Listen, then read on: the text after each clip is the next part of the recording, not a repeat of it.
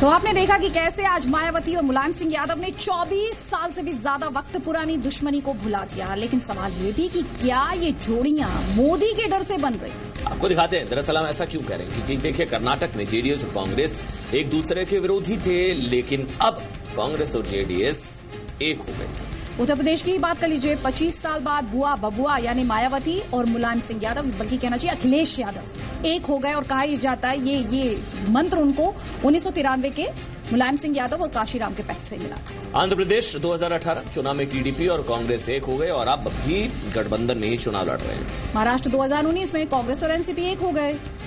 और आपको दिखाते हैं सियासत की सबसे मजबूत जोड़ियां किसके साथ है। 1989 में शिवसेना बीजेपी की जोड़ी बनी और अब तक लगातार गठबंधन चल रहा है। इस बार भी गठबंधन है।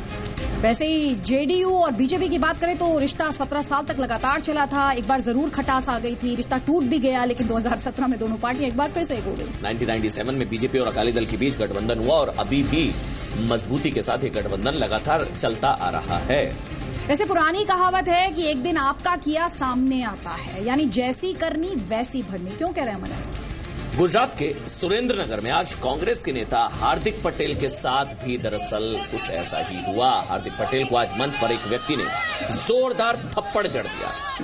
जिस व्यक्ति ने थप्पड़ जड़ा वो किसी राजनीतिक दल का नहीं था। जिस व्यक्ति ने थप्पड़ मारा दरअसल वो विरोधी विचारधारा को लेकर नाराज भी नहीं था, बल्कि थप्पड़ मारने वाला ये व्यक्ति एक आम आदमी था। इस आम आदमी ने हार्दिक को क्यों थप्पड़ मारने का प्रण लिया, ये रिपोर्ट में देखिए और समझिए आप।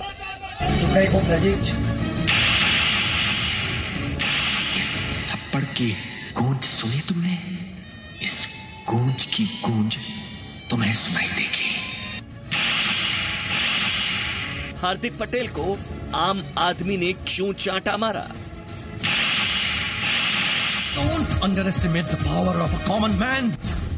हार्दिक पटेल को थप्पड़ मारने का प्रण क्यों लिया था?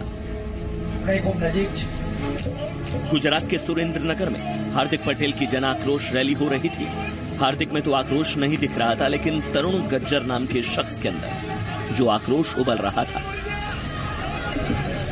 उसका अंदाजा हार्दिक को भी नहीं था। देखिए कैसे इस शख्स ने हार्दिक पटेल को जोरदार चांटा मारा। अब तरुण गज्जर नाम के इस व्यक्ति से यह भी सुन लीजिए कि उसने ऐसा क्यों किया। और पाटीदार अनामत आंदोलन किया, उस टाइम पे मेरी वाइफ प्रेग्नेंट थी और करोल हॉस्पिटल में दवा चल रही थी। उस टाइम पे 2 बार में बहुत तकलीफ में आया था। उसी वक्त मैंने डिसीजन ले लिया था इस आदमी को मारना है, कोई भी करके इसको सबक सिखाना है। सुना आपने, पत्नी और बच्चे के इलाज के दौरान बंद की वजह से इस आम आदमी को दिक्कत हुई थी। पाटीदार आंदोलन के बंद से हुई थी परेशानी, तभी उसने फैसला किया था। नेताओं को वाकई समझना चाहिए कि सियासत चमकाने के लिए बुलाए गए बंद से एक आम आदमी के मन में उनके लिए किस कदर गुस्सा पनपता है। Bureau report, C media.